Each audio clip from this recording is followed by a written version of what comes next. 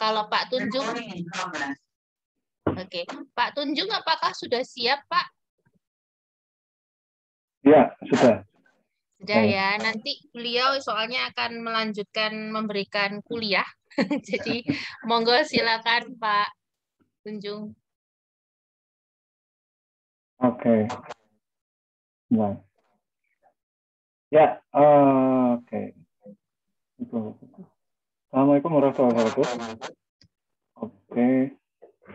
Ya, saya ucapkan selamat pagi pada semua peserta startup sprint ya yang telah mengikuti dan hadir ya, karena tadi katanya ada beberapa yang mengikuti tapi gagal hadir hari ini, sayang sekali. Oke. Jadi hari ini kita akan bersama-sama belajar apa yang disebut sebagai Lean Canvas. Oke. Dan untuk belajar ini saya minta beberapa hal pada teman-teman semua, pada kita semua sebenarnya adalah untuk supaya pembelajaran ini bisa lebih interaktif. Oke. Nah, video baru sadar kalau video saya belum tampil ya. Iya, Pak. Belum Oh, muncul. enggak. Settingnya enggak ya.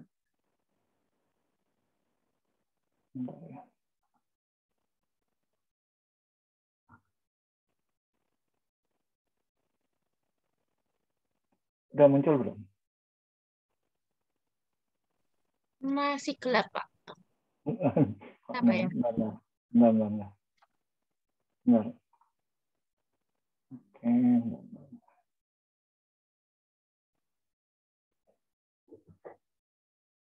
Kalau sekarang terlihat gerdu Iya, inkubator. gedungnya dong.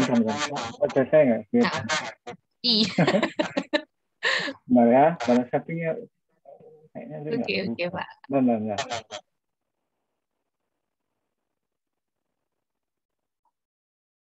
Apa ini?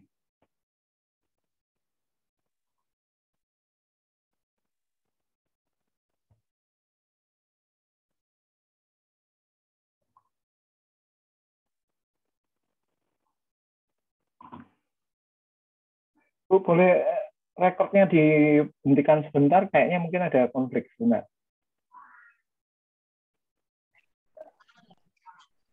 Oke. Ya, selamat pagi. Sekali lagi, Assalamualaikum warahmatullahi wabarakatuh. Sekarang saya sedang pakai baju batik karena kebetulan nanti sesudah sesi ini saya akan mengajar online di tempat lain juga. Jadi kebetulan pakai batik. Biasanya saya tidak serapi ini dan rambut saya tidak terlalu tersisir seperti ini. Jadi pagi ini kita akan bersama-sama belajar Lean Canvas. Oke, dan untuk belajar Lean Canvas ini saya minta kepada teman-teman untuk aktif berinteraksi. Tidak harus dengan kamera dan voice. Kalau misalnya tidak memungkinkan, kalau memungkinkan, that's very good. Oke. Jadi, tapi kalau misalnya nggak bisa, saya nanya sesuatu dan teman-teman tidak praktis atau tidak memungkinkan untuk menyalakan kamera, silakan ketik di chat. Ya, oke. Silakan ketik di chat jawaban teman-teman. Misalnya saya menanyakan sesuatu. Oke. Jadi dari ini ada, jadi yang lolos akhirnya berapa tim, Bu? Ada 10, Pak. Sesuai ketentuan ada 10 nanti yang 10 ya, tetap 10, oke. Tetap 10, terus saya melihat ada beberapa yang ada beberapa yang pernah satu event dengan saya, ini dari beberapa startup ya, dan ada yang satu event dengan saya, beliaunya menang dan saya kalah ya, karena eventnya lebih cocok untuk beliaunya dan beliaunya menang, alhamdulillah. Dan saya memang ketika itu ini tujuannya ikut event tersebut bukan untuk menang, tapi mengincar salah satu panelisnya, dan saya dapat panelisnya itu. So congratulations to both of us ya. Anda menang, saya dapat panelisnya. Oke. Jadi Lean Canvas. Ada yang sudah pernah dengar Lean Canvas? bisa chat ya kalau sudah pernah. Chat aja. Atau berikan reaction, silakan. Ya, silakan reaction. Oh, ini udah kelihatan ini ya, share saya kelihatan? Sudah, Pak. Google Slide ya. Iya. Rata-rata belum ya? Baru pertama kali dengar. Oke. In Canvas sudah pernah? Belum, Pak. Rata-rata belum pernah. Oke, kalau Lean Canvas belum pernah, kalau BMC, Business Model Canvas sudah pernah? Nah, ini BMC. Kayaknya kalau BMC. UC harusnya udah sering. Ya, kalau anak yang jurusan bisnis harusnya sudah pernah BMC.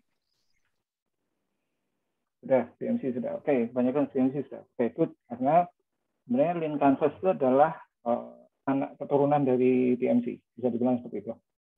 Ya, jadi itu sebabnya kenapa saya menulisnya Lean Canvas and BMC. Oke, nggak langsung Lean Canvas. Kenapa seperti itu? Karena yaitu genealoginya dia itu adalah anak dari BMC, keturunan langsung dari BMC. Seperti apa itu nanti mari kita bahas satu persatu. Oke. Jadi mungkin sedikit perkenalan dari saya. Saya tadi hampir saja menggunakan poloset yang sama persis dengan foto ini, tapi saya nggak jadi karena hari ini saya harus ngajar, jadi harus agak rapi. Nama saya Tunjung Tomo. Bagi yang belum pernah ketemu atau berinteraksi, saya bisa dikontak di Instagram dan LinkedIn yang tertera di situ. Jadi saya adalah geek ya, saya seorang geek in heart. Jadi yang kemudian menjadi aktivis. Ya, jadi awalnya saya itu geek sejak kecil karena bapak ibu saya adalah akademisi. Terus kemudian saya ketika SMA dan mahasiswa, kemudian terdorong oleh keadaan ketika itu, saya terdorong untuk menjadi aktivis. Okay. Jadi memang aktivis itu bukan cita-cita saya, dan memang sebenarnya saya tidak begitu suka awalnya. Jadi demonstrasi dan seterusnya itu that's not my thing, it's really not my thing. Tapi memang kondisi ketika itu mendorong saya dan bersama teman-teman untuk melakukan aksi-aksi seperti itu. Dan karena that's not my thing, begitu saya selesai kuliah, bahkan akhir kuliah saya sudah nggak terlalu minat untuk demonstrasi, karena demonstrasi itu sebenarnya cara, bukan tujuannya. Kalau aktivis mahasiswa harus demonstrasi, oh tidak terlalu, tidak harus seperti itu. Masih banyak cara untuk menyampaikan aspirasi dengan efektif. Dan kemudian setelah menjadi aktivis, saya kemudian kesulitan untuk menemukan tempat di mana saya cocok untuk bekerja. Gitu. Jadi saya tuh merasa nggak cocok bekerja secara rutin dan harus masuk jam sekian sampai jam sekian, itu saya nggak cocok ketika itu. Oke.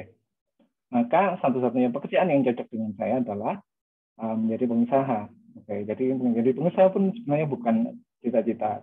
Cita-cita saya adalah menjadi peneliti ketika kecil, ya. Karena kedua bapak ibu saya memang akademisi, ibu saya seorang peneliti. Nah, kemudian dalam perjalanannya ini saya kemudian lebih mengerucut, saya kemudian masuk ke dunia IT. Jadi sebenarnya dunia IT juga bukan dari awal. Jadi saya hanya hobi sejak kecil. Saya waktu memilih jurusan kuliah, saya nggak berani milih informatika dan sejenisnya. Karena ketika itu, at the turn of the century, jadi generasi saya bisa mengatakan at the turn of the century. Kalau kalian kan sudah century-nya sudah berubah, abadnya sudah berubah. Kalau saya perpindahan abad, at the turn of the century itu, jadi antara 99, 2000, 2001 itu, menurut saya ketika itu memang menggeluti komputer itu masih belum menarik untuk, dan ya karena saya nggak tahu itu belum menarik untuk dijadikan sumber mata pencarian. Oke, jadi saya kuliahnya jurusan lain, nggak ada hubungannya sama informatika sama sekali, atau data atau jenisnya sama sekali. Jadi saya kuliah di ITS di jurusan teknik lingkungan. Terus kemudian dalam perjalanannya saya membuka warnet, karena ketika itu warnet adalah salah satu bisnis yang sedang hot, maka saya nggak mau ketinggalan, karena memang saya hobi teknologi dan internet sejak kecil. Saya udah hobi chatting sejak lama, jadi punya warnet itu seperti chatting tapi dibayar. Gitu ya. Jadi hobi chatting tapi dibayar. Jadi Oke, nah punya warnet itulah kemudian menjadi jalan masuk saya menjadi untuk berbisnis dan buka pekerjaan di dalam IT. Dari situlah saya melihat bahwa ternyata dunia terkait dengan komputer dan informatika itu bisa untuk dijadikan jalan hidup, dan memang itu hobi saya gitu. Jadi kemudian justru dari situlah saya masuk. Jadi I'm a late bloomer gitu. Untuk dalam hal IT itu I'm a late bloomer. Saya kuliahnya nggak formal di situ, jadi saya autodidak dan saya late bloomer, sehingga saya nggak mengatakan sekarang berhasil, tapi itu menunjukkan bahwa dunia profesional dan terutama dunia profesional terkait dengan teknologi digital dan informatika itu bisa dimasuki dari banyak jalur. Nggak harus kuliahnya di anak informatika, dari jurusan lain pun bisa kayak gitu ya. Terus semakin ke sini saya semakin mengarah ke data dan juga AI, machine learning. Jadi kenapa seperti itu? Sebenarnya awalnya simpel sekali, yaitu saya dulu kala mendirikan sebuah startup yang membuat aplikasi jenis Waze. Tapi bedanya kalau Waze menggunakan data GPS untuk dikonversi menjadi peta, saya menggunakan data social media conversation. Karena orang Indonesia itu kan hobi ngobrol di sosmed ya. Oke, seperti di sosmed yang salah satu radio besar yang dekat dengan Universitas Ciputra juga, grup radio tersebut yang kalau sedang ramai di Surabaya ada kejadian apa gitu, dia akan ramai sekali di sosmednya. Nah, saya menangkap peluang itu, terus kemudian saya ingin membuat sebuah aplikasi yang memanfaatkan itu. Dari situ saya kemudian memaksa diri untuk bisa mendapatkan nilai lebih dari aplikasi itu. Saya harus masuk ke AI gitu. Ada satu panjang lah nanti. Jadi kemudian saya memaksa diri mengajar diri sendiri, belajar sendiri aneka hal tentang machine learning, artificial intelligence dan kawan-kawan. Oke. Terus kemudian saya mendirikan Gerdu, ya, saya ceritakan sambil di slide. Jadi di Gerdu ini dulu awalnya dari sebuah komunitas. Jadi kita beberapa komunitas IT di Surabaya. Oke. Di Surabaya kemudian bersama-sama sepakat untuk mendirikan sebuah tempat namanya Gerdu. Gerdu di tahun 2012, 2014 itu menjadi sebuah hackerspace. Terus kemudian 2018 kita mendirikan PT, dan kemudian kita punya co-working space. Co-working space-nya sekarang sedang istirahat atau tiarap karena banyaknya PSBB, PPKM, dan seterusnya. Jadi memang harus kita istirahatkan dulu, karena belum menguntungkan untuk menjalankan bisnis dalam iklim seperti ini. Kemudian di situ kita juga punya inkubator bisnis. Jadi sejauh ini kita sudah meluluskan 7 startup dari berbagai bidang, tapi semuanya spesialis kita memang di bidang digital. Apa sih digital itu? Digital itu adalah melibatkan coding. Bisa hardware, bisa software. Selama itu melibatkan coding, maka itu bisa disebut sebagai digital. Nah, itu spesialisasi kami. Jadi kami nggak kemana-mana karena memang para foundernya memang orang-orang yang bergerak di digital. Jadi ada yang animator, saya di AI, ada yang programmer, ada yang dosen dan guru informatika. Gitu. Oke, terus kemudian kami juga ikut inkubator. Terus ya, kalau saya sendiri saya punya sekarang mendirikan dan menjalankan sebuah perusahaan yang disebut sebagai Pitak System. Pitak System itu adalah membangun sistem peternakan cerdas yang dibantu oleh teknologi artificial intelligence, yang fitur utamanya adalah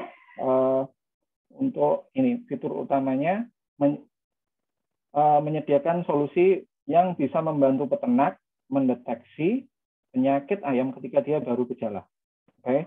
Kenapa saya seperti itu memilih untuk mendirikan perusahaan seperti ini? Karena ketika ideation terus kemudian problem mapping-nya, kami menemukan bahwa salah satu problem besar di peternakan kita, terutama peternakan poultry ya, terutama di ayam di Indonesia, itu adalah tingkat kematian ayam atau chicken culling. Chicken culling itu pemusnahan ya. Jadi kalau para peternak kita sering mengalami ayam itu yang mati tiba-tiba, mati banyak karena penyakit yang terlanjur menyebar, dan penyakit itu sangat sulit untuk dideteksi dengan mata kasat mata gitu.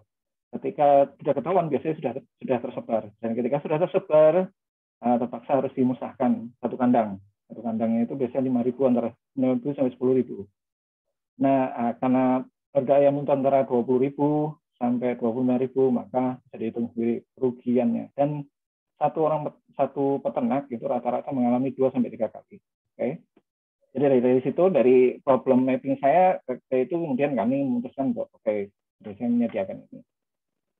Selain itu kan sistem ini juga bisa disambungkan dengan beberapa otomatisasi kandang, antara lain untuk ini ya, untuk pemanas, pendingin, feeding system, drinking system, terus kemudian semuanya datanya di logging, terus bisa dipantau melalui mobile apps dan desktop apps untuk peternakan yang tersambung ke sistem ERP peternakan. So that's what I do. Jadi di Gerdu saya di Gerdu adalah perusahaan ini ya, sebuah perusahaan digital ecosystem enabler. Terus kemudian di PTech System ini ada perusahaan yang berbasis teknologi peternakan, berbasis teknologi pintar. Ya, semua itu saya ceritakan untuk memberikan latar belakang pada apa yang kita pelajari. Oke, nanti saya akan menyinggung beberapa poin dari pengalaman saya dan pengetahuan saya selama menggeluti dunia industri, terutama di 2 bisnis yang saya ceritakan. Oke, kita sekarang masuk. Lean Canvas. Oke. Memang Lean Canvas itu merupakan saudara less popular brother, bukan brother ya, less popular son atau children of MVP. Bukan MVP, sorry, of GMC, Business Model Canvas. Nah, saya ceritakan di sini genealogy. Genealogy masuk keturunannya, garis keturunannya. Oke, jadi garis keturunannya yang pertama di pojok kiri atas itu adalah Steve Blank. Jadi Steve Blank itu adalah yang pertama kali mempelopori movement Lean Startup. Jadi build, measure, learn itu salah satunya dirumuskan oleh beliau bersama teman-temannya di Lean Startup Movement itu. Terus kemudian Lean Startup Movement ini menginspirasi salah satu muridnya yang paling terkenal. Jadi beliau itu dosen kan, Steve Blank itu. Ini Eric Ries itu adalah mahasiswanya. Ketika beliau sedang mendirikan sebuah aplikasi, salah satu aplikasi instant messenger bernama MVU, Eric Ries. Kemudian pengalamannya dia mendirikan menjalankan MVU itu kemudian dirangkum menjadi sebuah buku yang sangat terkenal, yang merupakan kitab suci kita orang startup, yang Lean Startup ya. Mungkin teman-teman sudah jadikan bantal bukunya udah lecek karena sudah jadikan bantal ya. Oke. Terus kemudian lahir di Eropa sana, ini kan ini 2 orang Amerika sebelah kiri. Bahkan ada seorang orang Denmark, Dr. Alexander Osterwalder.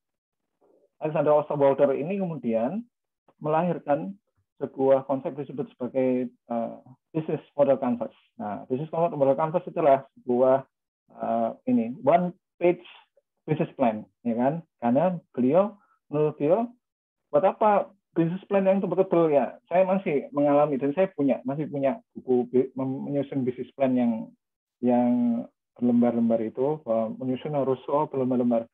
Dan yang dikatakan oleh Dr. Alexander Osterwalder ini saya ingat sekali. Buat apa kita menyusun berlembar-lembar business plan yang tidak akan kita lihat lagi. Yes, saya mengalami itu.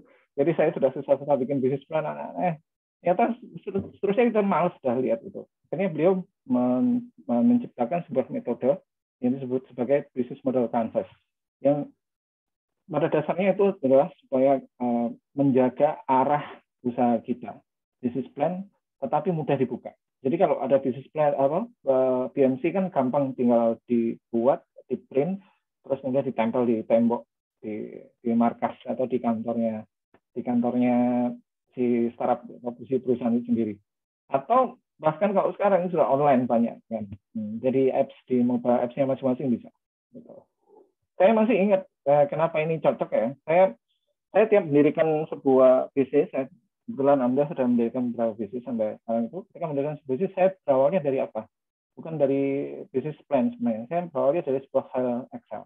Nah, saya selalu mulai dari sebuah file spreadsheet. Kalau dulu Excel ya, kalau sekarang sudah banyak. Jadi saya pakai spreadsheet.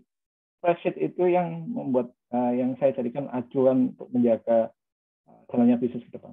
Oke. Nah, kemudian muncullah juniornya mereka bertiga ini yang namanya Ash Maurya. Oke. Ash Maurya ini orang Amerika yang keturunan India seperti namanya. Yang Ash Maurya itu kemudian merumuskan dengan diinspirasi oleh tiga ini. Jadi dia ingin mendapatkan simplicity atau simplicitas dari BMC, tetapi yang cocok untuk startup gitu loh. Nah, kenapa kok gitu? Karena menurut dia BMC itu kurang cocok untuk mereka yang belum punya market gitu. Padahal startup itu yang mulai dari nol, nggak ada marketnya sama sekali gitu loh. Oke. Bahkan banyak startup itu yang kategori produknya baru sehingga bukan hanya nggak ada marketnya, tetapi nggak ada sejarah marketnya. Ya, ada produk-produk yang kategorinya sama sekali baru. Apa misalnya yang produk yang sebelumnya ada seperti itu, produk yang kategori apa ya? Misalnya, yang tahu misalnya ketik apa? Yang ingin bersuara monggo bersuara, yang nggak bisa ketik apa yang produk yang nggak ada sebelumnya apa ya? Misalnya, oke, kalau dulu iPhone itu tahun 2007 dia belum ada ya, belum benar-benar ada kategori. Mungkin teman-teman bilang itu smartphone, yes, memang benar smartphone, tapi smartphone ketika itu dan saya masih mengalami ketika itu adalah ini kebanyakan smartphone itu layarnya waktu itu pakai transistif. Nah, transistif itu layarnya lembut-lembut gitu. Dia nggak cocok untuk dipencet pakai tangan. Pencetnya lebih cocok pakai stylus. Ya, saya masih mengalami. Jadi saya dulu punya Palm Treo 650. Ada tulis tongsis ya, benar. Masuk akal ya.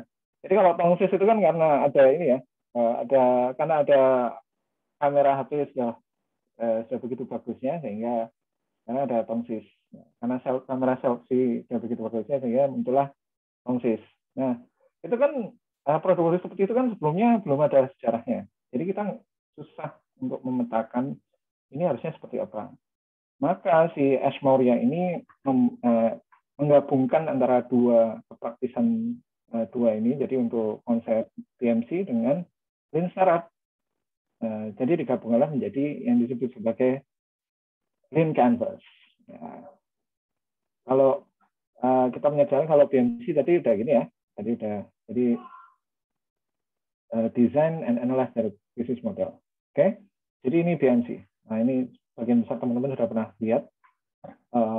Nanti dalam perjalanan kita akan belajar itu bagaimana hubungan antara kedua kakak beradik atau ayah dan anak ini, bagaimana hubungannya. Oke, karena dengan adanya Lean Canvas bukan berarti kita melupakan BMC, bukan. Jadi menurut saya Lean Canvas itu lebih ketika kita masih posisi early startup. Oke, kita dalam stage-nya kita early stage startup, kita menggunakan Lean Canvas.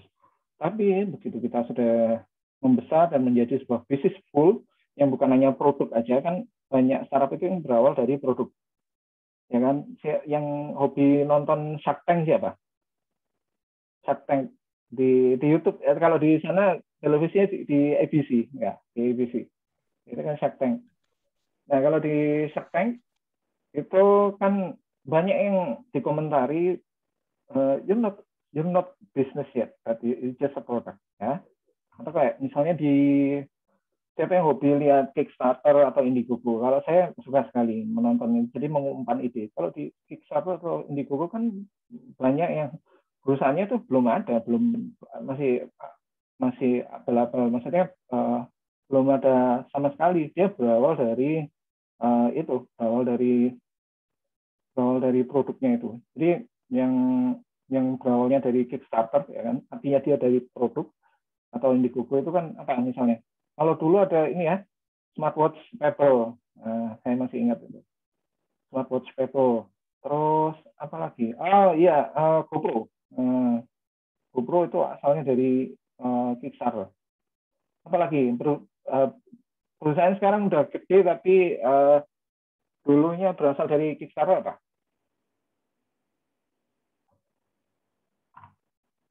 Banyak ya, apa? Yaitu kalau yang paling Apple karena saya suka menggunakan smartwatch. Jadi saya masih ingat Apple. Oke, nah, jadi ini BMC ya. Kalau BMC coba kita lihat. Jadi yang perlu diingat BMC itu ada urutannya. Jadi ada urutannya 1, 2. Jadi bukan sekedar kotak-kotak ini aja, tapi ada urutannya. Jadi bukan sekedar 9 kotak ini aja, tapi ada urutannya, gitu. Jadi jangan lupa 1, 2, 3, 4, 5. Jadi yang pertama kita berawal dari customer, terus kemudian value yang kita berikan kepada customer itu apa, terus kemudian channelnya kita untuk mengontak customer itu apa, terus kemudian dari customer itu relationship kita dengan customer seperti apa, terus bawahnya itu revenue stream seperti apa. Dari revenue terus kemudian berarti untuk bisa mendapatkan revenue ini resource apa yang kita miliki atau kita harus usahakan, ya. Kalau kita sudah tahu resource apa yang harus kita miliki dan kita usahakan, berarti kita tahu harus ngapain kan, key activities. Setelah key activities kita punya, berarti kita butuh siapa, yes. Nah, kita butuh siapa untuk bisa menjalankan dan mendapatkan revenue ini. Oke.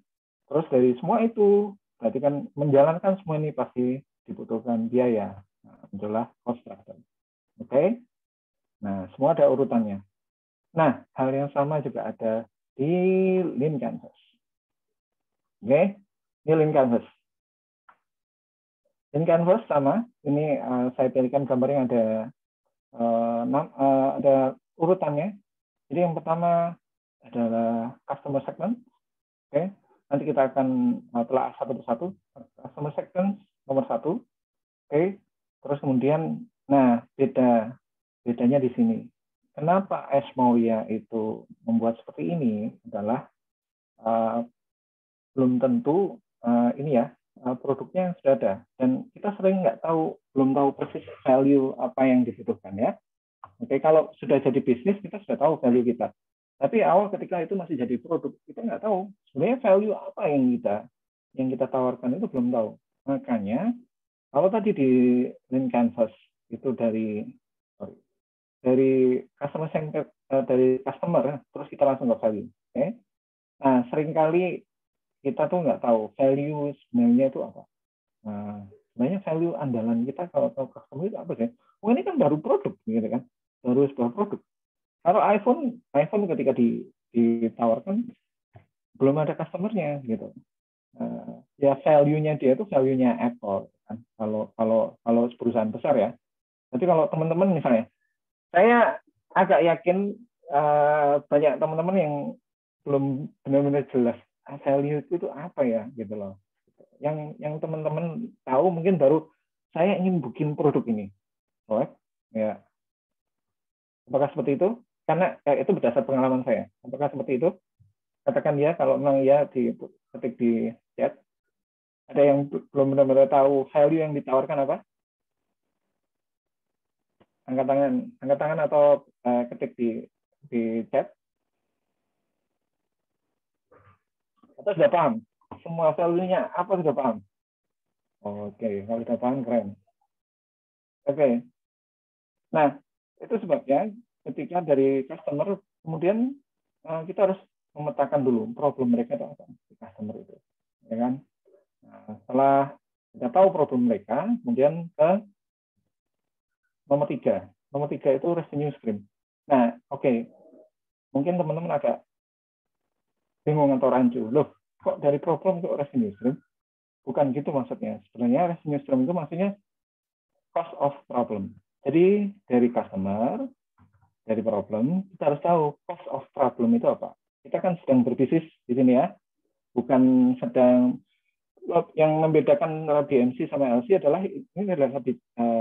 ini menjurus kepada bisnis. Oke.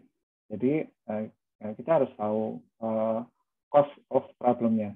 Jadi misalnya apa ya? Kalau saya tadi ceritakan di farmer ya, yang farmer dia tadi saya cerita bahwa dia mengalami kerugian rata-rata 200 sampai 300 juta tahun per farmer untuk kelas menengah, ya. Jadi cost of problem dia adalah 200 sampai 300 juta per tahun. That's the cost. Oke. Nah, berarti kenapa kita perlu tahu itu, ya kan? Berarti kan kita tahu kita mau kita mau beli HP atau beli sesuatu itu ini mau nggak kalau rugi, ya kan? Nggak mau kan?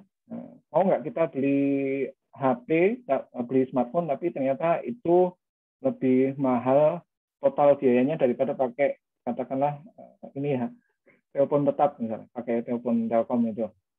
Kalau ternyata ini ya, ternyata keuntungannya lebih sedikit daripada apa yang sudah ada, daripada problem saya yang saya alami sekarang, buat apa saya beli, gitu kan?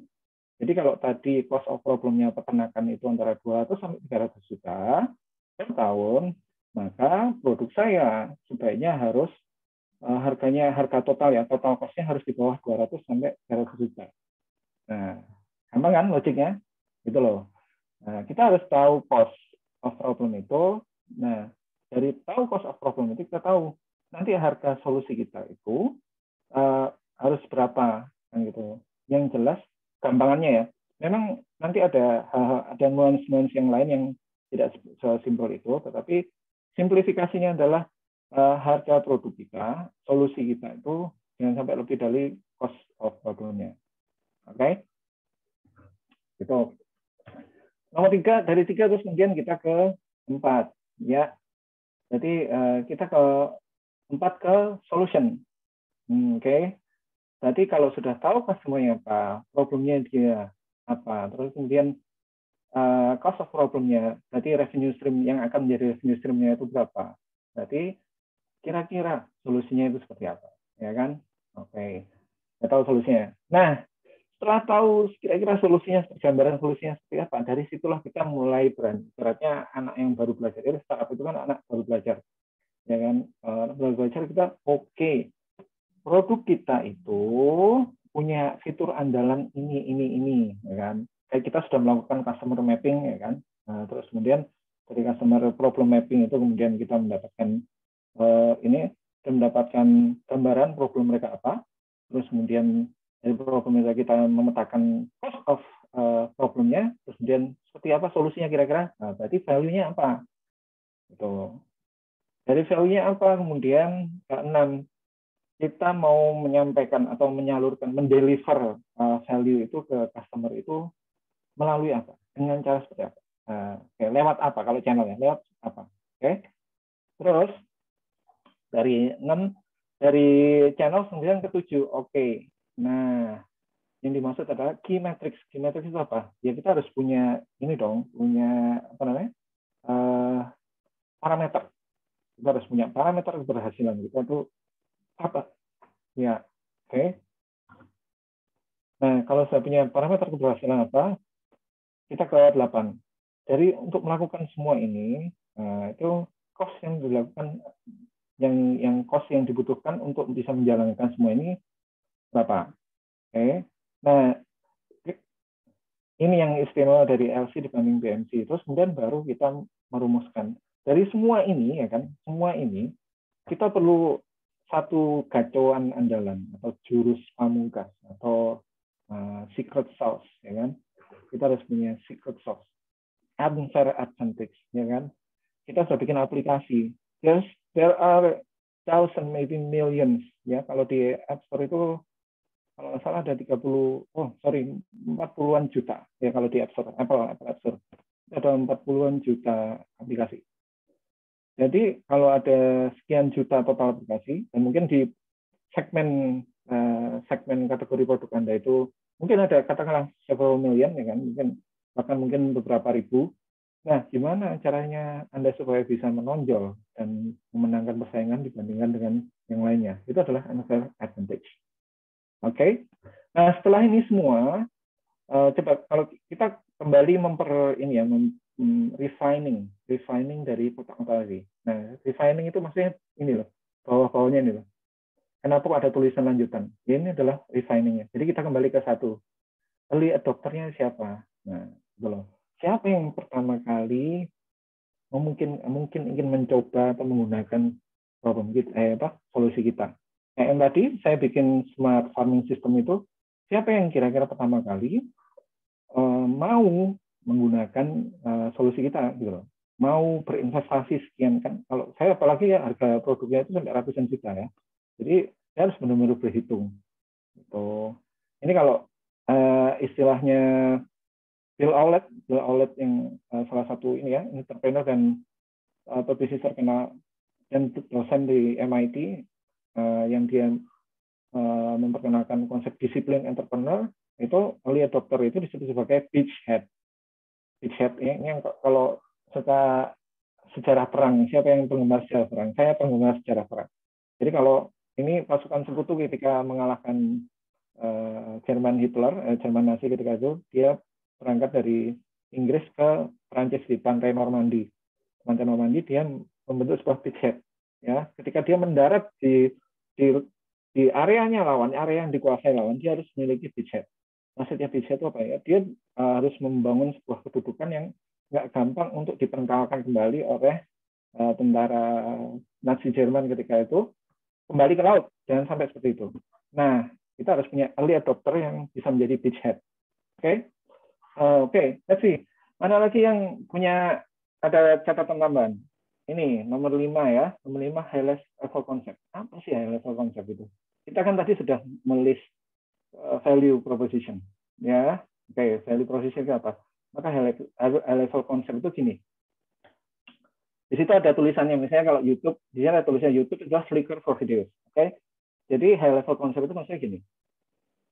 Solusi saya memecahkan problem apa, ya kan, dengan yang dialami oleh siapa, dengan cara apa, ya kan, terus tidak seperti pesaing, tidak seperti yang sudah ada. Kami menggunakan ini unfair advantage-nya atau secret sauce kami adalah seperti ini, gitu loh. High level concept itu kalian atau kita semua bisa mendefinisikan bisnis kita dalam satu kalimat pendek, dalam satu ya enggak terlalu pendek atau pokoknya dalam satu kalimat. High level concept sudah itu. Oke. Berikutnya, aku kelewatannya aja sebenarnya problem. Ya, jadi ketika problem ada catatannya. Jadi problem yang sudah kita identifikasi, kita juga ini mengidentifikasi dong solusi yang sudah ada sekarang itu, yang berusaha memecahkan problem itu, apakah sudah ada? Oke? Ya kita harus open mind ya, apakah sudah ada? Kalau memang sudah ada, ya kita harus jujur pada diri sendiri, memang sudah ada. Oh, sudah ada. Oke. Kalau sudah ada, ya kita tulis. Tujuannya kita tulis yaitu tadi supaya akhirnya kita bisa menciptakan high level concept. Kalau high level concept itu sudah kita pegang, kita sudah memiliki, berarti kita sudah punya gambar yang clear. Who we are, what our product, who that product is for, and who that solution is for, and how we deliver that solution, and how the solution work. Gitu loh intinya ya. Oke. Jadi semua ini menuju ke sini. Nah, ini sebenarnya ini. Oke, jadi seperti ini. Nanti slide-nya ini kan dibagi, jadi teman-teman bisa lihat-lihat lebih lanjut. Oke. Oke. Ya, ini gini-gini. Oke. Bentar ya. Ini saya tumpuk ini untuk menunjukkan pada teman-teman.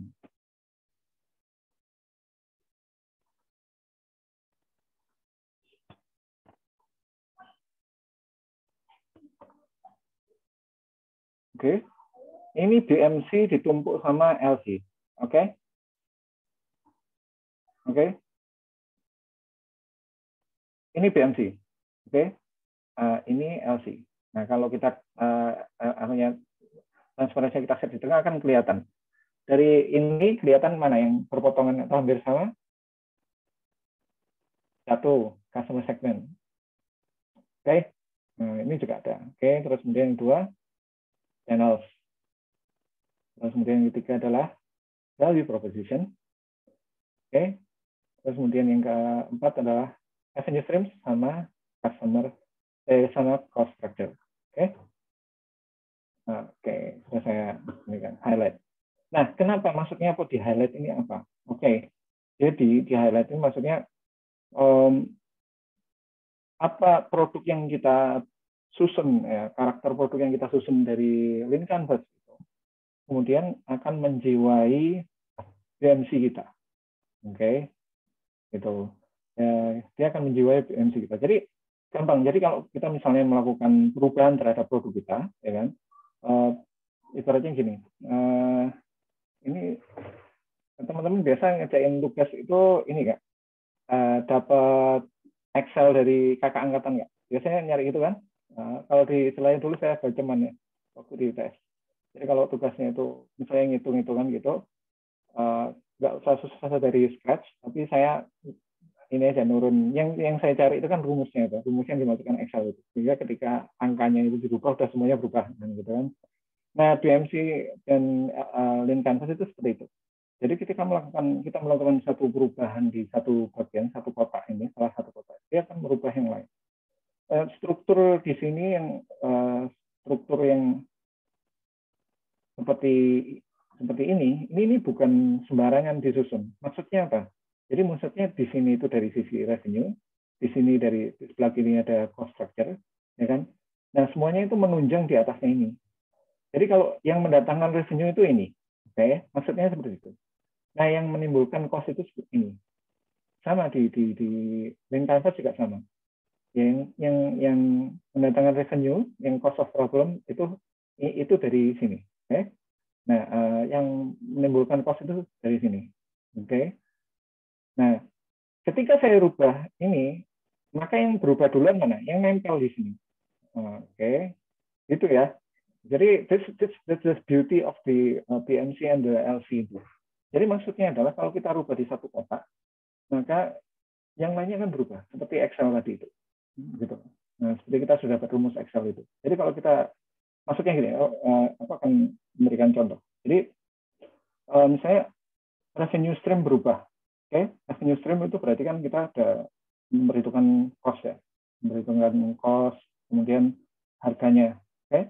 Nah, kalau harganya semula murah, ya kan, kemudian harganya itu kita naikkan menjadi nggak murah, berarti kan kita nggak bisa dong naruh value proposition, oh ini produk kami bisa diakses oleh pengguna dengan harga terjangkau. Nah sekarang harganya berubah, berarti sudah kita nggak bisa lagi memasang value, salah satu value kita harganya terjangkau. Nah gitu kan, misalnya gini, yang berubah channel, oke? Channel kita berubah. Berarti kalau channelnya berubah, berarti stream itu apa? Aliran ya. Berarti kan duit cara kita menghubungi si customer itu berubah. Berarti kan ini cara mereka membayar juga berubah. Gitu loh. Kan nyambung langsung ke sini ya. Dari channel terus kemudian berarti revenue stream. Kalau customer itu semula dari offline, ya kan berarti bayarnya offline dengan cash.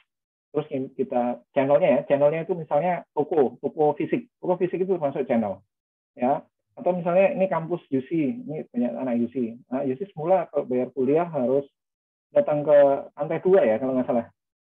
Ke lantai 2 atau lantai 3 itu. Jadi kalau di lantai 2 itu. Jadi kalau sebelumnya kalau mau bayar uang kuliah harus harus ke lantai 2. Nah, itu kan customer channel. Customer-nya adalah para mahasiswa. Provider-nya adalah UC.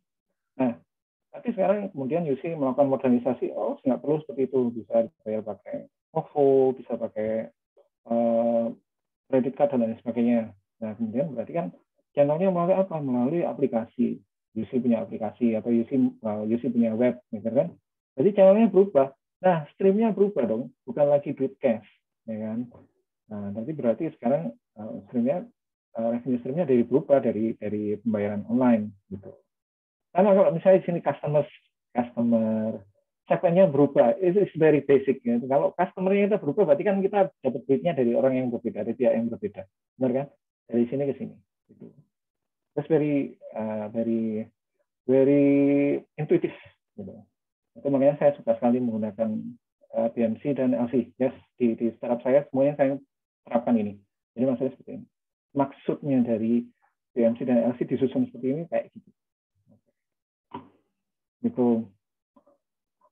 Oke, dan tentu saja BMC dan LC, Lean Canvas itu tidak berdiri sendiri. Jadi ini saya nanti kalau slide-nya sudah di-share, teman-teman bisa lihat dengan lebih jelas. Jadi itu berhubungan dengan a whole plethora of tools in the universe of tech startup, atau startup universe. Jadi sebelah pojok kanan atas itu ada disebut sebagai Javelin Board. Nah, nanti teman-teman Google sendiri. Javelin Board itu terutama digunakan untuk memetakan masalah. Bukan yang memetakan masalah di awal, tapi kemudian Javelin Board mendorong kita untuk keluar dan menguji asumsi-asumsi kita. Nah, kemudian asumsi-asumsi itu kemudian di-refine. Dari sebelah kiri ini brainstorming, sebelah kanan execute, itu harus sudah di-refine. Nah, dia bisa digunakan untuk ini memetakan problem. Nah, ini pertanyaan ke sini ya. Tanya ke problem, terus dia memetakan parameternya apa, oke. Terus kemudian untuk memetakan itu biasanya kan kita sudah melakukan segmentasi. Segmentasi berarti kita harus apa? Ini apa? Empathy map ya. Ini pasti ada beberapa yang desainer UI UX ya, atau desainer lah, desainer secara umum. Desainer secara umum dan terutama teman-teman yang sudah pernah mendapatkan materi design thinking. Kemarin design thinking ya Bu, Pak Zainal ya. Oke, kemarin dapat design thinking Pak Zainal, itu pasti dapat yang namanya empathy map. Empathy map itu Tesar kemarin Pak. Oh, Tesar. Oke. Tesar bukan Pak Zainal. Oke. Oleh Tesar sudah di design thinking, salah satu elemen utama dari design thinking adalah empathy map. Empathy map itu we are trying to be the customer. Okay? We are trying to internalize what's like being a customer. Ya, jadi makanya kita tahu customer itu siapa sih. Terus kemudian setelah kita tahu, kita petakan problemnya, terus kemudian solution dan value-nya itu, nah ini sebelah kiri atas, apa ini? Kiri atas, pasti sudah tahu kan? Apa? UVP, ya. UVP, Unique Value Proposition. Dan ini gambarnya namanya UVP Canvas. Oke. UVP Canvas itu untuk memetakan solusi seperti apa dan value seperti apa yang kita tawarkan kepada customer. Oke. Kepada yang punya problem tadi loh. Oke. Terus kemudian key metrics juga ada ini. Jadi innovation accounting. Yang setahu saya kalau accountingnya di ini ya di UC itu sudah ada ini ya, ada jurusan, ada konsentrasi untuk innovation accounting ya Bu. Nggak tahu aku Pak. Oh, soalnya nggak di accounting. Nah, yang saya tahu persis memang ada di teman-teman di Upaya, teman-teman Upaya, karena saya pernah mengajar jadi dosen tamu di sana. Jadi di Upaya ada konsentrasi innovation accounting untuk jurusan accounting yang di sana. Jadi accounting.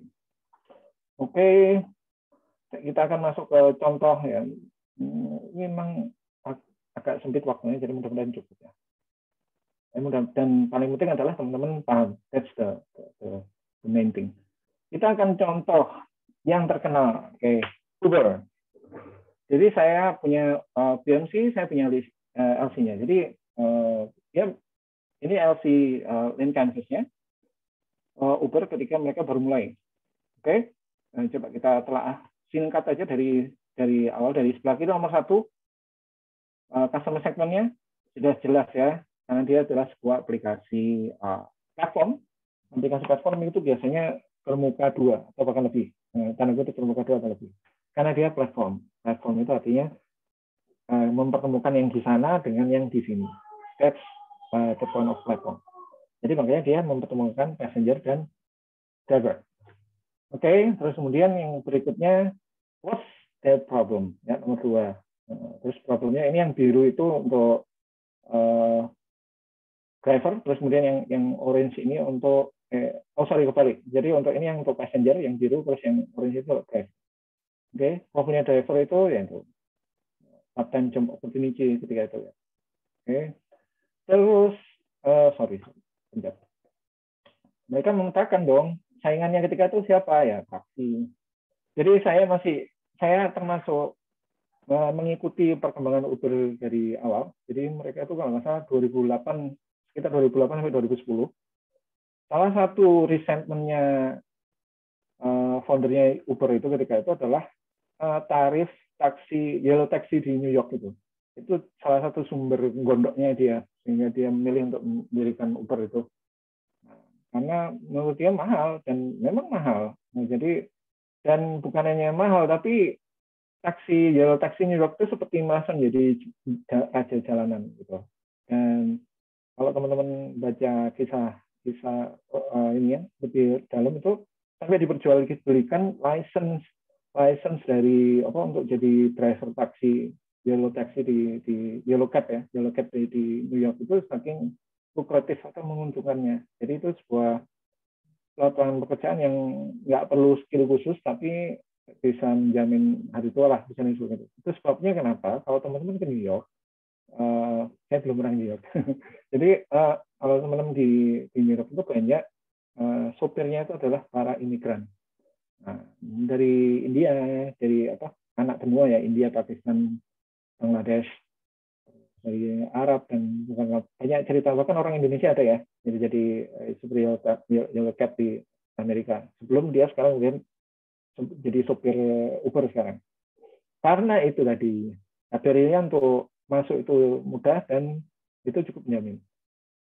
Tapi di sisi lain tarifnya jadi mahal. Oke, kemudian Uber hadir untuk mendisrupt itu semua.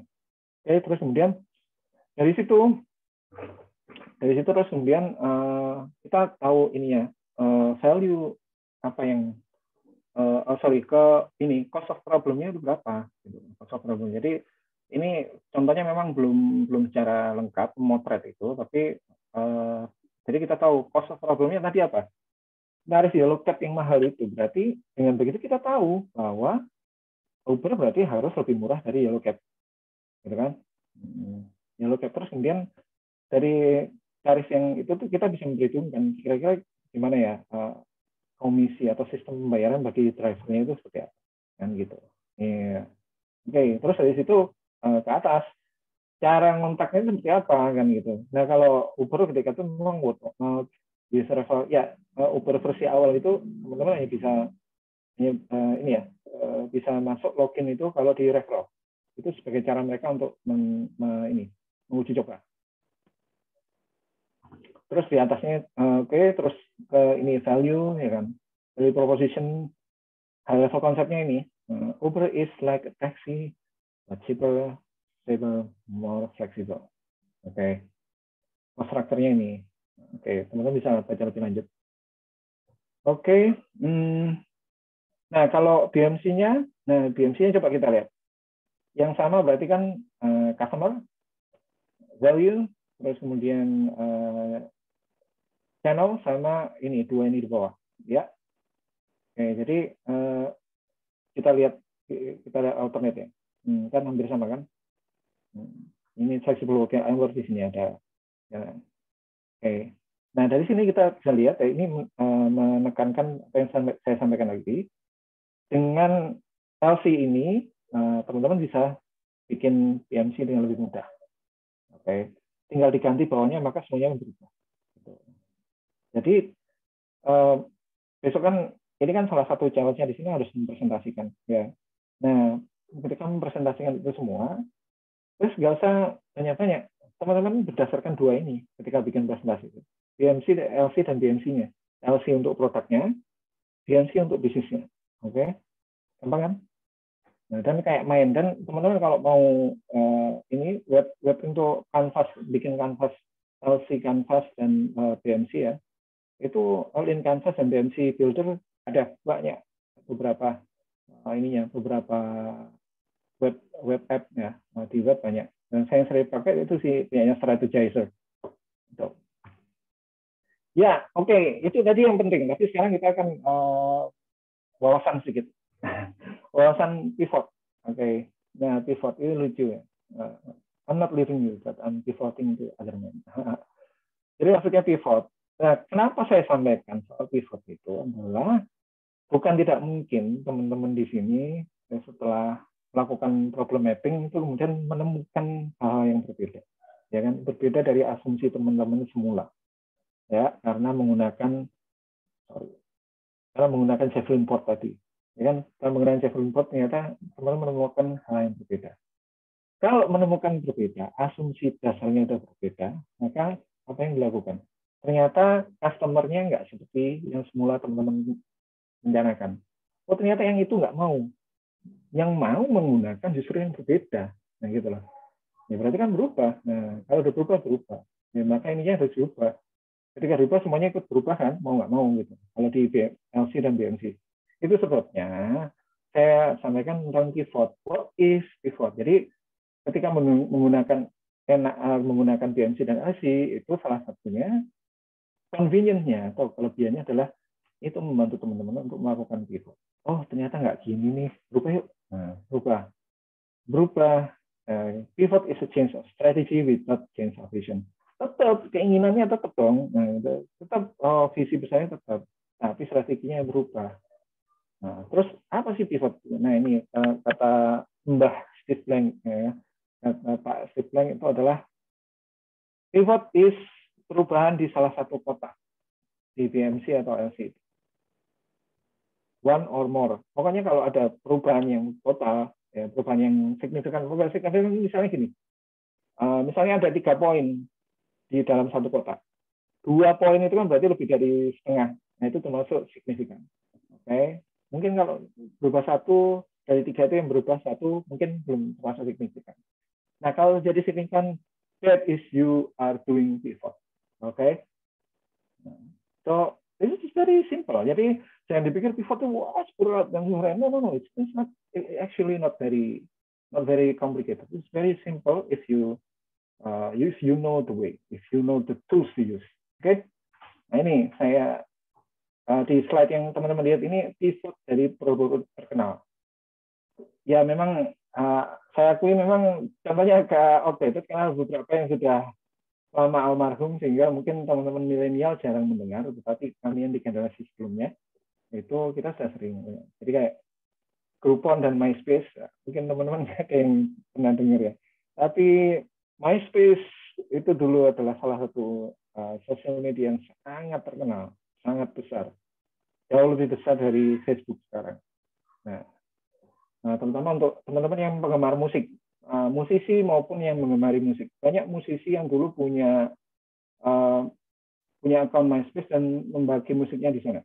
Kalau sekarang kan di YouTube, di Spotify, bahkan udah gampang sekali. Dulu belum ada Spotify dan YouTube masih di awal-awal. Para musisi membagikan musiknya di MySpace. Oke, saya waktu itu biasa mendengar rilisan baru para artis itu dari MySpace. Jadi salah satu band favorit saya YouTube. Saya mendengar YouTube lagunya YouTube dirilis di MySpace. Itu saya lupa lagu apa ya. Lagu yang dirilis di MySpace itu ini Beautiful Day kalau nggak salah. Beautiful Day itu pertama kali dirilis di MySpace. Jadi dia rilis di satu lagu di situ dulu sebelum satu album. Ya, jadi Beautiful Day itu pertama saya dengar di MySpace. Terus ada Groupon, terus ada yang teman-teman saya tahu dari sekarang Twitter. Jadi Twitter itu dulu adalah SMS. Based communication. Jadi teman-teman mengirim SMS, terus kemudian dia tampil di semacam bulletin board. Oke. Kemudian post satu planet, terus jadi media. Oke. Terus ini yang mungkin teman-teman sudah tahu. Yang di paling atas sendiri adalah the mecca of the current social media. Jadi mungkin sebagian besar teman-teman sekarang bersosialisasi di online adalah di Instagram. Tahukah teman-teman bahwa dulu Instagram itu adalah sebuah aplikasi foto filter. Ya, awalnya dia itu cuma foto filter. Jadi dia itu ingin bermain-main dengan kamera iPhone. Yang pertama kali dia rilis hanya untuk di platform Apple. Oke, terus kemudian supaya orang mau pakai filternya dia, oke, dia memberikan satu fitur untuk share, ya kan, supaya orang pamer kan. Nah, kan dia tahu kita sebagai manusia suka pamer, jadi kita pamer maka banyak yang pakai filternya dia. Filternya macam-macam, jadi bingkai kolase dia macam-macam. Oke, itu. Terus kemudian dia karena banyak nge-share akhirnya berkembang menjadi sebuah media sosial.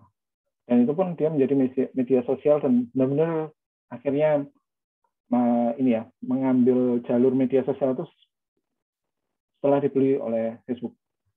Sebelumnya dia masih transisi. Jadi begitu saya dibeli Facebook sebagai sebuah perusahaan media sosial mendorong dia penuh untuk sepenuhnya menjadi media sosial. Ya, Facebook seperti teman-teman tahu, mungkin kalau pernah nonton film ini ya, The Social Network, ya salah satu film favorit saya, itu adalah dulu berawal dari FaceMesh, ya, facemesh.com yang ini ya dirilis di online kan itu bukan di domain umum, tapi di dalam within the server of Harvard University. Jadi cuma lokal banget gitu. Untuk hanya membandingkan antara cewek yang satu dengan cewek lain. Itu gitu. Terus jadi social network, terus sekarang social graph. Social graph itu maksudnya gini. Jadi di balik data teman-teman itu kemudian sekarang sudah dimanfaatkan untuk berbagai keperluan oleh Facebook ya. Yang jelas itu jualan iklan. Oke. Dan seterusnya. Itu maksudnya dua slide ini adalah pivot. Nah, pivot ini semua berdasarkan BMC dan LC tadi itu, ya kan? Nah, coba Instagram kan, Instagram problem yang ingin ia pecahkan semula itu apa? Yaitu problem yang leisure banget, yang problem yang urutan kesekian untuk pecahkan, sekedar filter foto gitu kan. Ya, terus kemudian setelah filter foto itu, kemudian dia bergerak. Ketika bergerak, aku ingin jadi sosial media, berarti kan minimal solutionnya berubah, ya kan? Solusinya berubah, berarti kemudian value proposition-nya dia berubah. Ya, berarti dia dengan sendirinya dia pivot. Jadi itu sebenarnya pivot. Oke. Nah ini yang menarik, ini terakhir. Jadi ini ada COVID pivot. Oke. Jadi untuk teman-teman yang bisnisnya mengalami hantaman krisis karena pandemi ini ada orang yang berbagi gini kira-kira caranya untuk pivot. Yes, dan termasuk saya. Saya juga mengalami efek yang lumayan besar dalam pandemi ini, dan saya mencoba untuk menggunakan LC dan BNC itu untuk melakukan pivot. Ya, termasuk yang teman-teman berhadapan dengan kami, dengan latar belakang saya di Gerdu ini kan berarti kita sedang pivot dari semula offline, sekarang kita punya kegiatan online. Masuk kemarin atau nanti ya, kemarin ada Pak Zainal, nanti atau kemarin ada ini Mas Ufan, tahu suara dia Diandaro, itu mereka para founder Gerdu. Besok Ufan akan membawakan materi tentang desain UI UX. Jadi kami banyak melakukan seperti ini.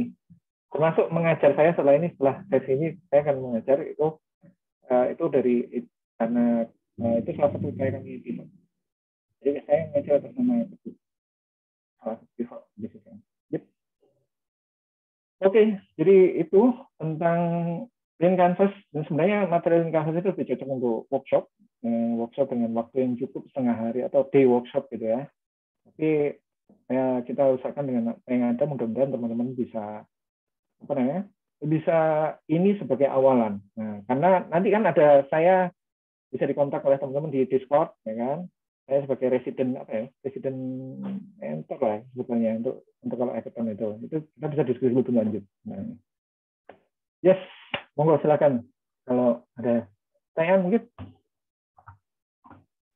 Oke, terima kasih Pak Tunjung. Ya, rekan-rekan silakan kalau mau bertanya dulu tentang Lean Canvas. Jika ada yang belum jelas. Nanti yang ketemu Pak Tunjung di Discord rata-rata hanya yang ikut hackathon gitu ya. Tapi kalau misalkan tetap mau tanya-tanya di luar dari hackathon, tadi yang di awal sudah di-share kontaknya, monggo silakan. Mau join di inkubatornya Gerdu juga boleh ya Pak? Oh, boleh. Tapi nanti saingan saingan sama inkubatornya Yusira. Waduh. Malah Tapi kita kan enggak, nggak ada saingan ya, kita kerja sama kita ya. collab aja. Ya, collab. Oleh Ya. apa ruangnya juga nggak cukup gitu kalau mau semua di satu tempat ya kan. Jadi harus Iya. bagi-bagi kita. Heeh. Oke, Oke. mungkin ada yang mau bertanya atau Pak Rizky ini biasanya suka bertanya nih untuk men-trigger teman-teman. Oh, ini ada Pak Gema mau tanya. Silakan Pak Gema. Ya, monggo. Gimana? Halo Pak, izin Pak mau bertanya. Ya, silakan. Pak tadi kan dicontohkan, kalau tadi Bapak mencontohkan yang di peternakan ayam itu berapa biaya kerugian selama ini terjadi, misalnya 200 juta karena ayam-ayamnya pada mati misalnya. Sehingga kita bisa menghitung jasa layanan atau produk yang akan kita bikin ini paling tidak harus lebih murah dari situ. Karena itu udah Ya. jelas gitu ya. Ada biayanya, kemudian kita bisa hitung. Ya. Kalau misalkan ini sifatnya tidak bisa dihitung seperti itu, Pak. Contoh misalkan potensi kenaikan penjualan. Oke. Nah, ini pertama baru potensi, belum tentu juga bisa naik. Naiknya juga jadi berapa juga masih belum. Jadinya bagaimana kita bisa menjual Oke. jasa kita? Kurang lebih gitu, Pak. Oke. Ya, menarik. Jadi di acara sebelumnya yang kemarin ya, di acara sebelumnya kemarin itu ikut nggak Pak Gema? Waktu acara yang sebelumnya. Acara apa itu Bu namanya? Acara yang ini ya? Yang Acara acara apa Startup sebelumnya? Talk. Oh, ya, Startup Talk ya? Ikut nggak Iya. Pak Gema? Enggak kayaknya. Enggak, oke. Jadi waktu itu banyak pertanyaan kalau apa namanya chicken and egg, telur atau telur atau ayam. Jadi banyak pertanyaan itu. Dan terutama yang nanya itu kalau bisnis platform. Bisnis platform kayak Uber tadi, siapa yang duluan harus ada? Apakah usernya, passengernya, atau drivernya? Oke. Jadi biasanya pertanyaan chicken and egg itu karena belum melakukan pendalaman sehingga banyak hal yang belum terjawab. Tapi kalau kita melakukan pendalaman, kita kan bisa melakukan pengerucutan. Nah, untuk kasusnya Bapak yang ketika mungkin sesuatu itu belum tersurat, belum jelas di depan mata ada harganya, ya kan? Tetapi, nah ini kita bisa berusaha untuk mengkuantifikasi problem itu.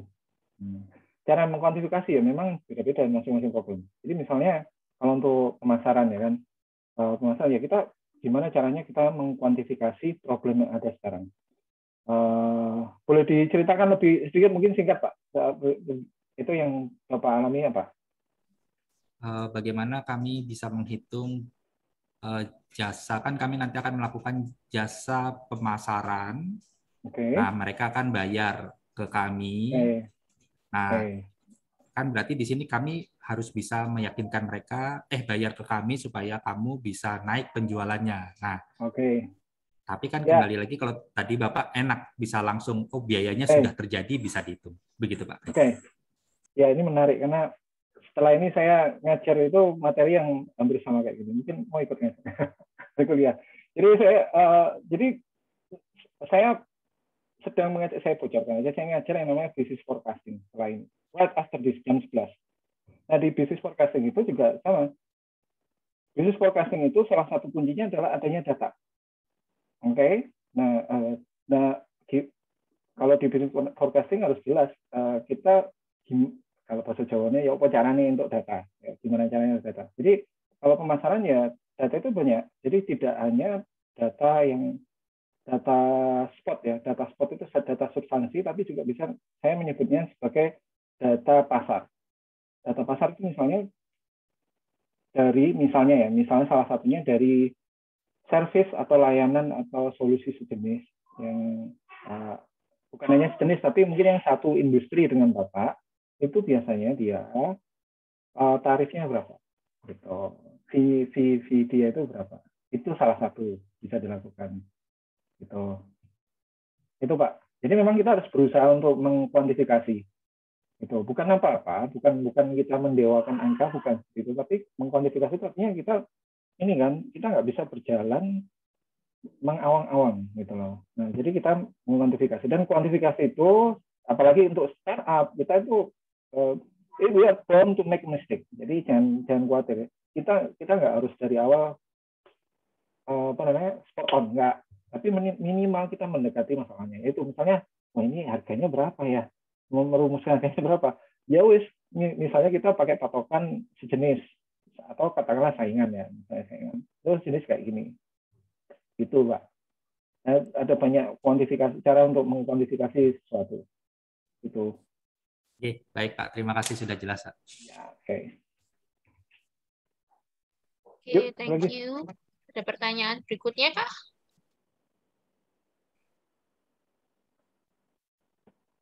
Ayo. Jangan masih pada tidur. Ada ini. Soalnya off cam semua ya. Kalau off cam kan mandi. Saya kemarin bercanda sama teman saya yang sudah biasa ngajar online ya. Dia bilang, loh, apa tuh? Bahasa Jawa ya, sorry. Apa tuh? Sekarang ini gue gak usah. Gitu. Kalau salah katanya kelebihannya online kan kita harus mandi. Gitu. Nggak perlu mandi, nggak ada rasa baunya soalnya. Kalau menurut Pak Tunjung ya, dari Lean Canvas itu, ketika ngomong yang bagian competitive advantage, itu sulit nggak Pak mengisinya? Mengingat masih baru gitu ya. Untuk ya, bilang. Kalau di sumber aslinya, jadi kita lihat kita berkesempatan untuk beli ya, atau ikut trainingnya, itu si Asmaria sendiri menyampaikan kotak terakhir nomor 9 tadi, pas unfair advantage itu nggak harus diisi dari awal. Kita bisa lakukan sambil jalan. Jadi yang penting itu 8 kotak sebelumnya udah mantap. Nah sekarang tinggal kita mencari kacauannya tadi. Yang kacauannya itu yang membuat satu ini. Ada aplikasi tertentu yang sebenarnya biasa-biasa aja, atau ya standar aja, tapi produk ya, bukan aplikasi, produk yang biasa-biasa, tapi dia brand ambassador-nya terkenal. Ya kan? Terus akhirnya kayak misalnya salah satu, ini kayaknya orangnya ada di sini. Jadi ada salah satu ini loh, salah satu gerai makanan franchise yang top itu, yang kemudian brand ambassador-nya adalah si selebgram yang barusan menjadi yang barusan jadi si siapa, Rachel Fenya. Pasti tahu lah. Oke. Jadi selalu ya merek apa yang brand apa yang dia wakili gitu. Jadi mungkin brandnya biasa, tapi karena di endorse oleh si Mbak itu ya, jadi ini akhirnya jadi top. Walaupun ya yang cewek ini, penilaian jujur saya ya, rasa makanannya ya so-so lah ya. Bisa dimakan. Itu contoh unfair advantage itu seperti itu. Gitu. Yang dimaksud dengan unfair advantage. Ya tentunya tidak terbatas seperti itu. Nggak semuanya harus pakai selebgram apa. Misalnya kalau saya, misalnya dalam kasus saya, unfair advantage saya, kalau di solusi smart farming itu udah banyak. Di seluruhnya perusahaan yang besar-besar bahkan itu udah banyak. Tapi kebetulan sampai sekarang belum ada satupun yang berani menjanjikan seperti yang fitur yang saya sebutkan. Jadi early detection of symptoms itu. Dan kebetulan memang tim saya yang mendirikan itu hampir semuanya berlatar belakang teknologi IoT sama machine learning. Jadi kita ya memang anak-anak itu memang sudah nalurinya untuk cari solusi di situ. Gitu. Itu unfair advantage kami, secret sauce-nya itu. Oke, mantap. Ada pertanyaan. Jadi link spesial. Ya. Oh iya, tentu saja, Pak. Ya dong. Ya anak presiden. Yang ya iyalah. Yang kalau bahasa Inggrisnya my bro itu kan.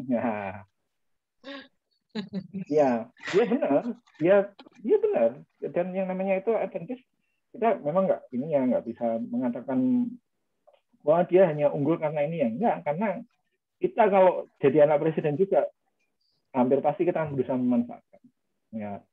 Ya apa yang kita bisa manfaatkan, kita manfaatkan. Ya, walaupun tentunya ada isu-isu etis dan sebagainya. Oke. Ya. Menarik ya unfair advantage nih. Bisa dicari sambil jalan. Bisa dicari sambil jalan, dan maksudnya bisa jadi itu partner yang ada di dalam bisnis kita ya. Mungkin bisnis kita mungkin Yes, unique value bisa. proposition-nya kurang tajam, tapi ternyata punya partner yang luar biasa gitu ya. Bisa.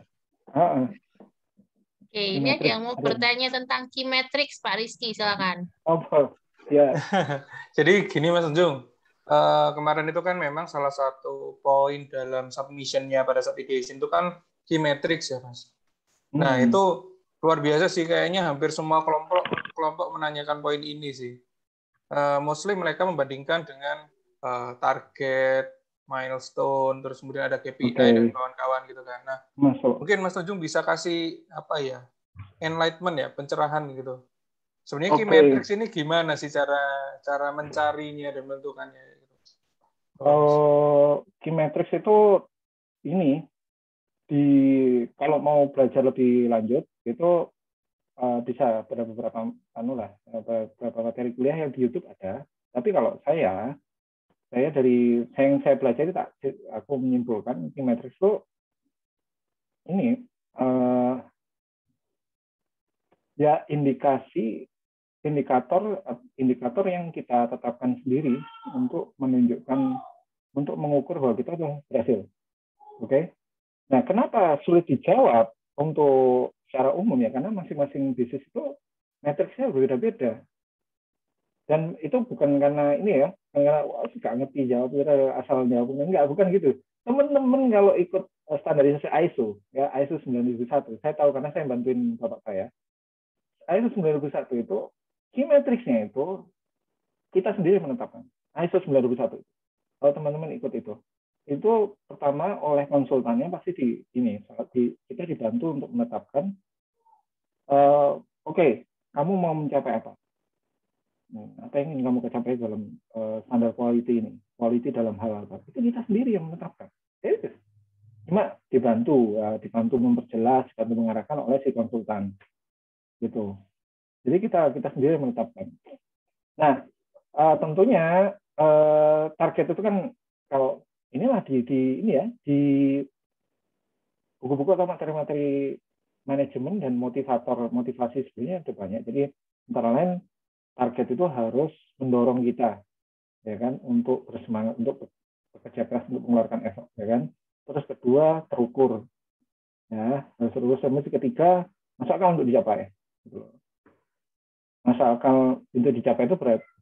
Karena tadi poin pertamanya mendorong kita untuk bergerak, berarti masuk akalnya itu masuk akal batas atas, bukan masuk akal batas bawah, gitu loh. Oke. Jadi itu sih. Jadi terukur, mendorong kita untuk memberikan effort. Terus kedua itu terukur. Yang nomor 3 itu masuk akal achievable. Gitu. Itu sih. Terus teman-teman kalau mau lebih lanjut silakan dalami lagi buku Lean Startup. Di Lean Startup itu ada cara menetapkan, jadi ada singkat dibahas akunting inovasi. Jadi bagaimana kita inovasi itu bisa dicatat dan kemudian kita tetapkan key metrics-nya itu bisa. Yep. Nah, mungkin kalau nanti karena saya akan ada di Discord, kita bisa ngobrol lebih lanjut, kan teman-teman bisa lebih spesifik berdiskusi tentang apa yang kalian ajukan. Nah, itu masing-masing kita bisa diskusi lebih lanjut di situ. Oke. Pak Tunjung, kita kan juga ada tahu yang namanya objective key result ya. Itu sebenarnya juga bagian dari key metrics ya. Bisa. Objective key result itu kan tools. Ya, salah satu tools untuk apa ya, untuk supaya goal besar dari sebuah organisasi atau perusahaan itu mudah dicapai dengan cara dipecah-pecah menjadi gitu. Namanya objective key result. Jadi jadi ada objektif yang besar ya, objektif. Nah, objektif itu dipecah lebih kecil-kecil. Yang key-nya itu di mana? Misalnya saya ingin menjadi pemain sepak bola yang hebat, gitu ya. Menjadi sepak bola hebat karena Lionel Messi baru saja pindah dari Barcelona. Jadi misalnya saya ingin jadi pemain sepak bola yang hebat, itu objektifnya, oke? Nah, key-nya apa berarti? Key-nya Artinya saya bisa mendribble melewati 3 orang pemain tanpa kesulitan. Saya bisa memberikan umpan yang akurat, ya kan? Saya bisa melakukan tendangan dari jarak 20 meter dari gawang. Nah, itu key-nya. Gitu. Key-nya itu. Berarti result yang harus dicapai apa? Berarti result key-nya itu berarti tendangan, result-nya itu berarti 20 meternya tadi. Oke, jadi ada tendangan 20 meter. Key-nya adalah kemampuan dribbling, result-nya adalah mendribbling melewati 3 orang pemain. Gitu loh, simpel kan? Jadi kita pecah-pecah sehingga bisa mencapai itu. Nah, di pecah-pecahnya itu mulai dari seluruh dalam skop organisasi, kemudian dipecah menjadi divisi-divisi menjadi masing-masing personel sudah punya OKR-nya masing-masing. Ya, saya rasa itu memang mengarah OKR itu salah satu tools untuk membantu tercapainya key metrics, untuk membantu mendefinisikan key metrics. Oke, ya. Jadi buat teman-teman yang mau belajar sendiri karena malu bertanya gitu ya, biar tetap tidak sesat, biar tidak tersesat, saya kasih linknya tadi di chat ya. Silakan kalau mau cek OKR ya. Itu salah satu tools saja untuk key metrics. Oke. Ya. Ada lagi kah? Kalau misalkan tidak ada pertanyaan, mungkin kita bisa lanjut ke sesi berikutnya. Ya, mungkin terakhir. Mumpung. Aman ya ini, Technospire, Kitchen Partner, Hearts. Aman kayaknya. Ya mungkin ini sih, ya memang kan ini kan acara hackathon itu jadi kan bagian dari proses membangun karyanya itu. Oke ya, jadi nggak apa-apa nanti sambil jalan bisa didiskusikan. Oke, ya jadi nanti rekan-rekan yang hackathon bisa sambil jalan untuk mencoba lagi. Yang tidak masuk ke hackathon jangan khawatir. Jadi pembekalan ini semoga bisa jadi pencerahan juga untuk kalian untuk memahami oh ternyata ada yang namanya Lean Canvas gitu ya. Jadi ini adalah salah satu tools yang digunakan dalam startup supaya performanya bisa semakin lebih baik gitu ya. Nah, yang paling penting tadi sebenarnya menemukan unfair advantage gitu ya, sambil jalan, sambil itu dipikirkan terus-menerus.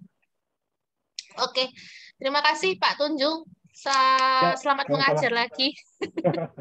Ya, sama-sama. Terima kasih untuk waktunya. Terima kasih teman-teman. Good luck ya. Terima kasih. Assalamualaikum warahmatullahi wabarakatuh. Oke, jadi rekan-rekan kita akan lanjut ya untuk ke briefing dan pengumuman. Jadi biar tidak berlama-lama.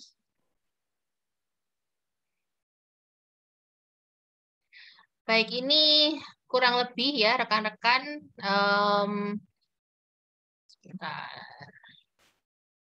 Nah, oke.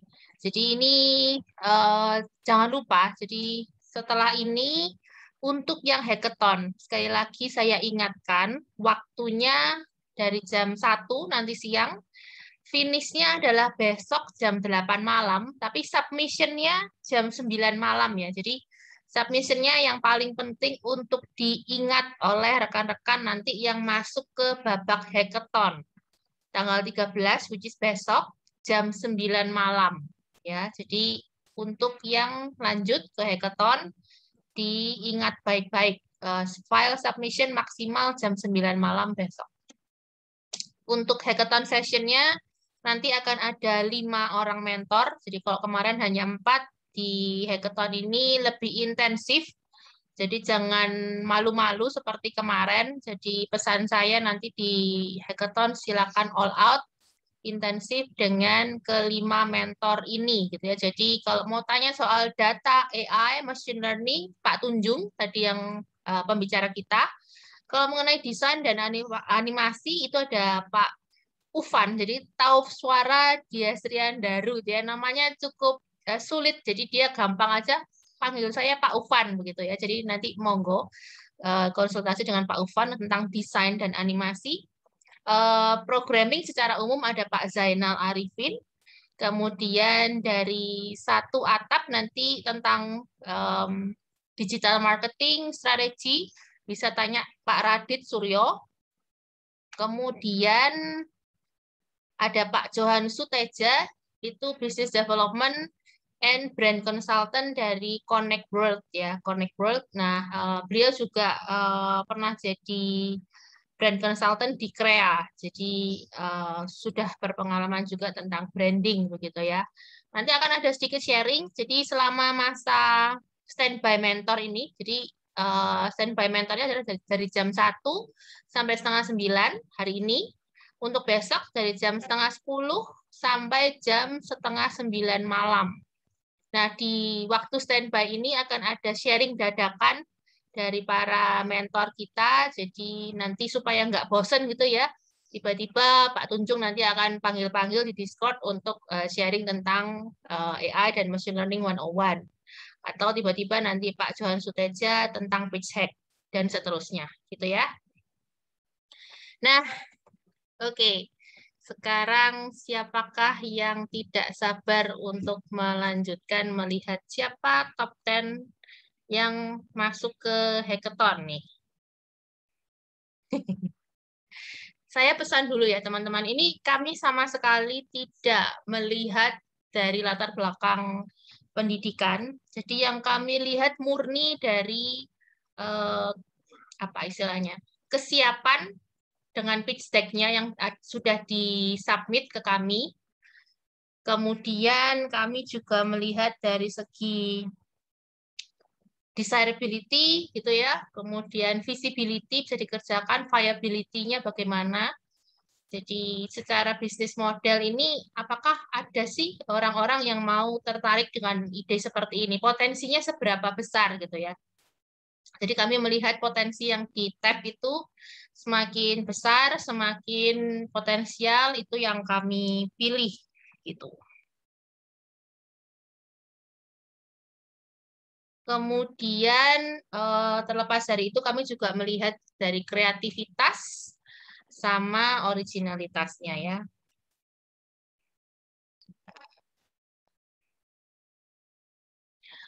Oke, jadi siap-siap untuk 5 pertama.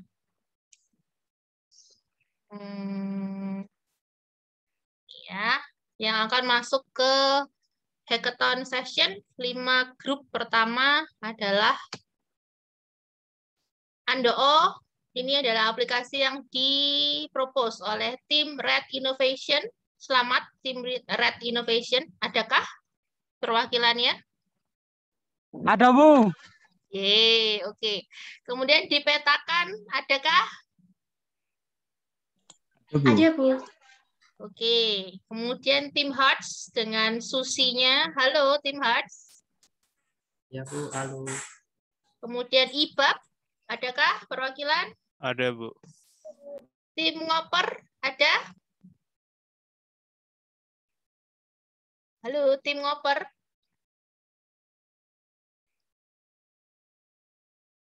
Tidak ada perwakilan kah dari tim Ngoper? Ada, cuman kayaknya lagi AFK nih, Bu. Oh, oke. Oke, ya. Selamat untuk 5 tim pertama yang sudah diumumkan, Red Innovation, dipetakan, Hearts, IBAB, dan Ngoper. Ya, nanti Anda lanjut ke babak hackathon. Kemudian 5 tim berikutnya siap-siap. Jeng-jeng-jeng gitu ya. Ini karena online jadi dan kita direkam jadi agak nggak pakai sound apa-apa. Selamat untuk tim Nero. Apakah ada perwakilannya? Ada, Bu. Oke, selamat ya. Tim Pizza? Ada, Bu. Oke, Kitchen Partner Indonesia. Selamat. Halo, Kitchen Partner Indonesia. Ada, Bu. Technospire? Ada, Bu. Oke, Super Team? Hadir, Bu.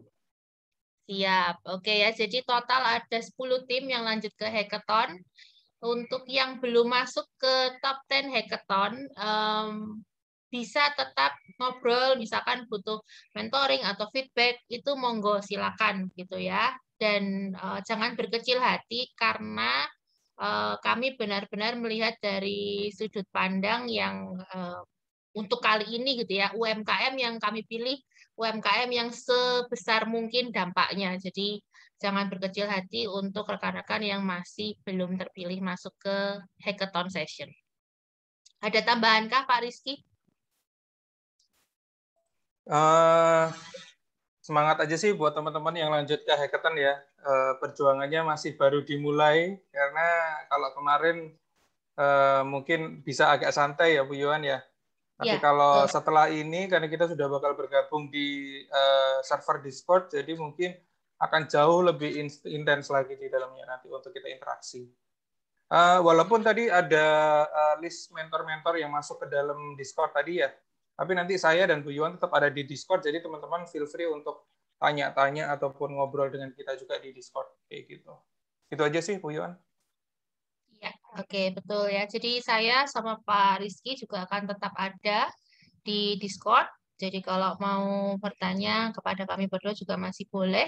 Untuk yang tidak lanjut ke hackathon, tetap ya stay in touch kalau mau ngobrol atau mau ya mentoring lah istilahnya, monggo-monggo aja. Kami terbuka tetap untuk itu. Oke, terima kasih untuk yang ada satu lagi Bu, sorry, saya potong. Teman-teman yang mungkin nggak lolos ke hackathon, jangan leave dari grup WA ya kalau bisa. Jadi kita tetap networking aja di situ, dan mungkin ke depan kita juga bakal sering-sering bakal ngadain event yang serupa dengan ini juga. Jadi nanti teman-teman biar nggak miss dengan opportunity yang ada gitu sih. Itu aja Bu Yuan, thank you. Ya, betul. Jadi opportunity-nya sebenarnya kami akan punya banyak program untuk komunitas. Jadi hopefully kami tetap bisa reach out teman-teman yang ada di komunitas UC Ventures begitu ya. Entah itu startup talk, entah itu nanti misalkan tiba-tiba kami buka kesempatan untuk bisa business matching atau business mentoring seperti itu. Oke, untuk yang join hackathon minta tolong ini ya servernya di sini. Jadi mungkin nanti setelah acara ini saya akan taruh linknya di WhatsApp begitu. Nanti minta tolong diisi. Sorry, bukan diisi ya. Diklik aja, nanti Anda akan diarahkan ke server Discord-nya ya. Oke. Terus untuk sebentar ya.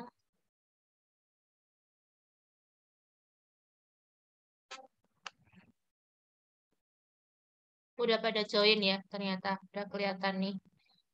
Oke. Saya taruh di chat. Itu link Discord buat teman-teman yang join. Monggo silakan untuk sertifikat. Nah, sebentar.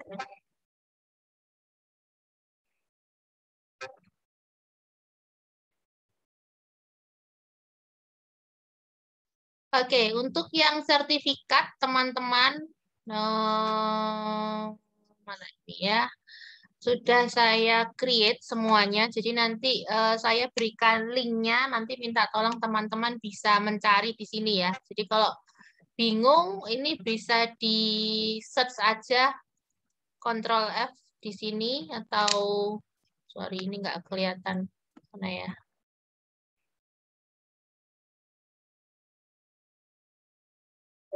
Bisa search in Drive untuk namanya ya. Di misalkan ini Ahmad begitu ya. Nih ya. Jadi nanti akan keluar. Oke, jadi nanti saya share linknya juga di WhatsApp. Untuk ini. Copy. Oke, ini ya untuk link sertifikatnya. Oke, sampai sini ada pertanyaan dulu dari rekan-rekan kah?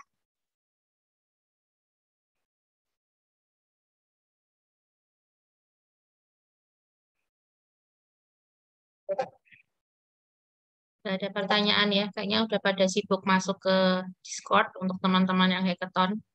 Bu, ya. Izin bertanya. Untuk rekaman ini nanti bisa di-share juga ya Bu ya? Boleh, Nanti saya akan share juga ya, teman-teman. Ya, baik Bu, makasih. Terima kasih. Untuk materinya Pak Tunjung, itu ada di website kita juga ya. Jadi nanti bisa dilihat atau di-download. Sorry. Mana ya?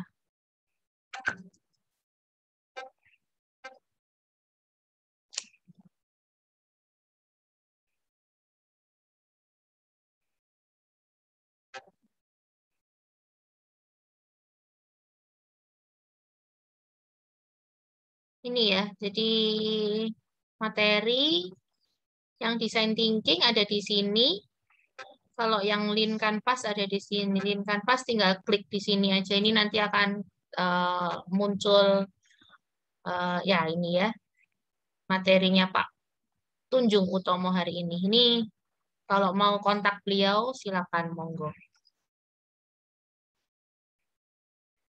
Yes, ada pertanyaan lain lagi kah rekan-rekan? Kalau pengumpulannya yang di tahap hackathon nanti tinggal ditambah MVP aja. Jadi pitch deck-nya nanti dari hasil mentoring kalau ada revisi tinggal diperbaiki plus MVP-nya. MVP-nya bisa bentuknya macam-macam. Kalau mau video, linknya ditaruh di file pengumpulan sama seperti kemarin gitu ya. Atau kalau memang mau simulasi itu ada link ke Google Drive seperti itu sehingga kita bisa mencoba mensimulasi, monggo silakan. Atau kalau sifatnya hanya berupa PPT nanti dijelaskan fiturnya kalau diklik ini keluar kemana dan seterusnya juga boleh. Seperti itu.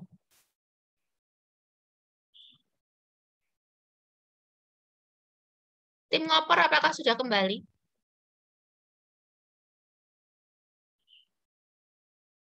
Sudah Kak, sudah. Oke, tadi tahu ya sudah masuk ke hackathon ya. Sudah Kak, sudah lewat chat tadi. Oh iya, oke. Terima kasih ya. Ya, thank you. Oke, kalau nggak ada pertanyaan lebih lanjut, saya rasa bisa kita akhiri dari jam yang seharusnya. Sampai jumpa di Discord, sampai jumpa di WhatsApp. Terima kasih untuk semua rekan-rekan yang sudah bergabung di Startup Sprint. Selamat untuk 10 tim yang bergabung di Hackathon. Sampai jumpa. Baik, Kak. Terima kasih. Terima kasih.